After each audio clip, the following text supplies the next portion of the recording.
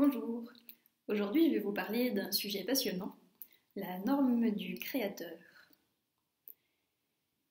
Dans notre réalité, il arrive parfois que l'on se dise, qu'on ait l'intuition ou qu'on le sente par notre corps, que quelque chose pourrait être un petit peu mieux, que c'est déjà pas mal comme ça, mais qu'il y a quand même quelque chose qui pourrait être un petit peu différent et un peu mieux à la fois pour nous et pour tout le monde.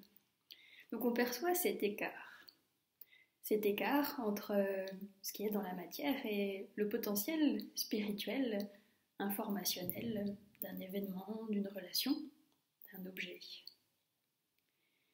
Et Grégory Grabovoï nous propose de mettre un nom très simple sur cette boîte à outils géniale qui va nous permettre de faire progresser l'information dans le sens que le meilleur potentiel prenne sa place jusque dans la matière. On appelle cela donc la norme divine, la norme du créateur. C'est la norme dans le sens où c'est la première idée que Dieu a quand il crée quelque chose. Il le crée dans sa perfection, il le crée pour que ce soit éternel, avec tout son amour pour l'objet concerné et tous les éléments du monde, car on reste dans cette idée que tous les objets sont liés par des liens universels. Donc dans cette petite vidéo aujourd'hui, je vais vous présenter cette vision et cette façon d'utiliser, de se référer dans notre quotidien à cette norme divine pour nous aider à voir les choses avec un petit peu plus de distance et à ce que les choses progressivement s'ajustent et prennent leur meilleure place. Sur son chemin, Grégory Grabovoï a depuis sa naissance une clairvoyance totale, c'est-à-dire qu'il perçoit l'information en même temps qu'il perçoit la réalité physique. Ce champ informationnel qu'il perçoit, c'est comme un complexe de formes géométriques, une matrice de base à partir de laquelle se crée la matière. Et sur cette matrice de base, pour un certain objet, que ce soit une personne avec un problème de santé, que ce soit un événement qui s'organise, ou tout objet de la Terre et de l'univers, pour cet objet, il y a un état actuel où il y a une influence de la conscience collective et du libre arbitre de la personne, si c'est une personne humaine. Et il y a également l'information divine, le potentiel optimal. Et en fait, dans chaque objet, il y a cette petite boîte à trésors qu'on appelle la norme du créateur. Cette boîte à trésors qui a l'information complète, la forme géométrique la plus parfaite, la plus précieuse et la plus magnifique et géniale pour cet objet.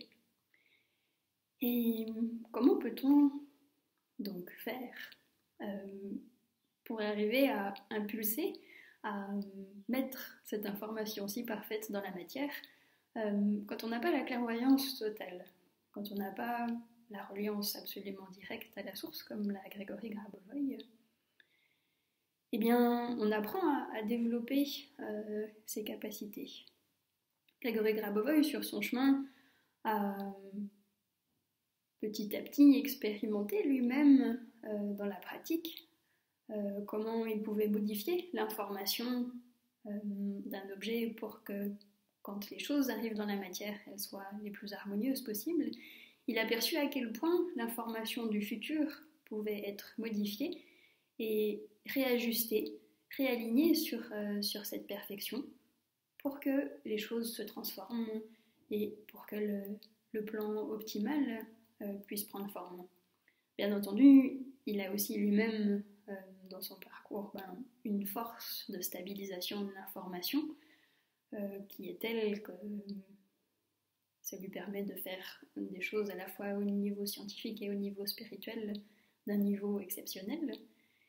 Mais son but et son chemin de vie, c'est de créer des méthodes, de mettre en place un système de connaissances et des outils, des technologies, pour que tout être humain, absolument tout être humain sans aucune exception, s'il a envie, il a toujours son libre arbitre, cet être humain, puisse petit à petit développer cette capacité de capter la norme du créateur, de l'inscrire dans son champ informationnel personnel, de le stabiliser et d'observer comment la réalité va réagir.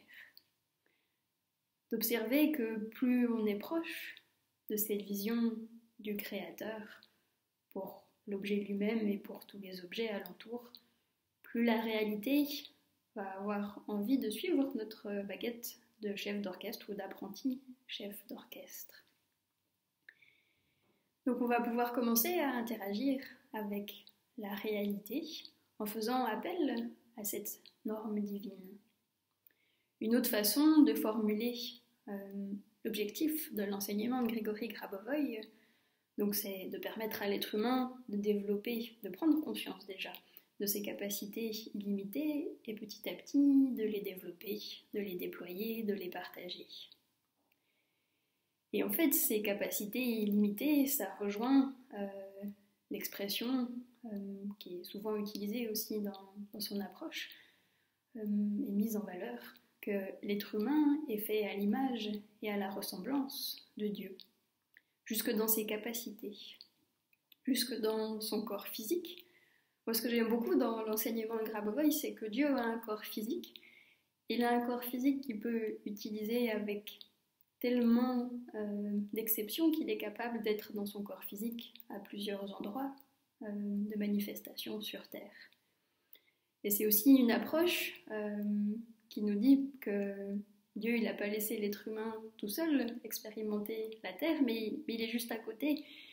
Et en fait, il montre l'exemple dans la matière pour que l'être humain puisse également apprendre par son corps physique en se synchronisant avec le corps physique de Dieu, comme on peut observer un professeur de danse apprendre à danser, comme on peut apprendre à faire certaines choses dans la matière. Eh bien, on peut apprendre à se synchroniser sur ce corps physique de Dieu et sentir. Sentir qu'est-ce qui se passe en moi. Si déjà j'ose imaginer que Dieu a un corps physique, qu'il n'a pas seulement une âme, un esprit et une conscience, mais qu'il ait un corps physique et peut-être qu'en fait même il pourrait être en face de moi si j'étais prête sans être choquée à le voir en face de moi. Mais voilà, chacun a ses résistances qu'on lève progressivement. Donc, une des expériences et des pratiques simples de l'enseignement de Grégory Grabovoï, c'est d'adopter ce regard de Dieu sur la réalité, en prenant bien conscience que Dieu crée toute la réalité avec le plus d'amour possible. Et je vous invite simplement à laisser venir à vous une situation de votre journée ou de votre semaine qui arrive et de vous laisser traverser par cette question: quel est le regard de Dieu sur cette situation? Comment est-ce que Dieu y fait pour que tous les intervenants de cette réunion de travail soient absolument harmonieux et que chacun puisse exprimer le meilleur de lui-même et que la solution soit trouvée rapidement, fluidement, pour tout le monde?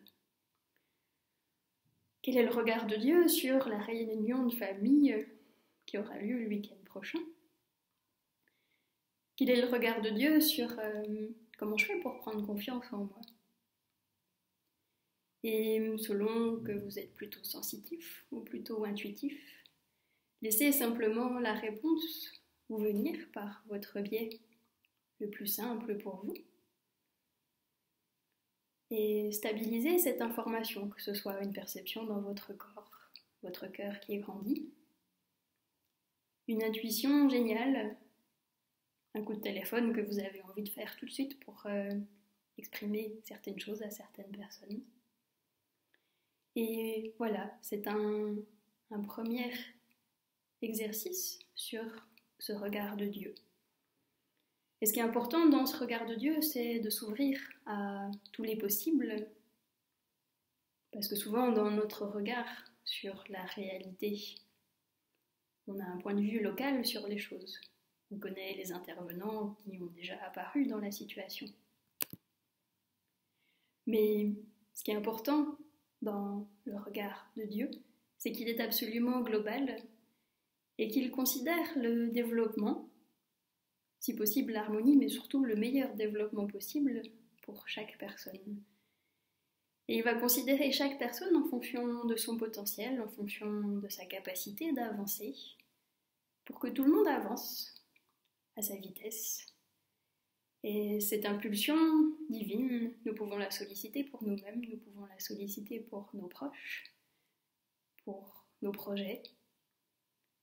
Et plus on va s'installer dans ce regard au quotidien, plus on va pouvoir s'émerveiller de voir Dieu dans la nature, de le voir à travers les personnes qu'on aime, de le voir en nous-mêmes, dans notre miroir. Et on va pouvoir percevoir les clins d'œil, les clins d'yeux que Dieu nous fait, et s'en amuser, s'en réconforter, s'en fortifier.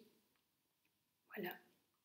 Et dans une prochaine vidéo, je vous parlerai un petit peu plus de notre âme, qui est aussi une reliance à Dieu, qui est directement dans les structures de l'être humain.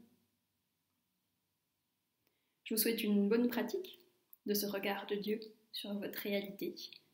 N'hésitez pas à laisser vos commentaires sur la page Facebook Fleur d'éveil 888 ou sur YouTube ou de m'envoyer un message. À tout bientôt. Merci.